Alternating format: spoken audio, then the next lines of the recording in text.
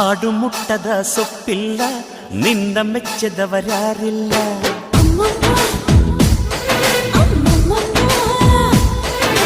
ಜೇನಿಗಿಂತ ಸಿಹಿ ಬೇರಿಲ್ಲ, ನಿನ್ನ ಮುದ್ದಿಗಿಂತ ಸಿಹಿ ಬೇಕಿಲ್ಲ.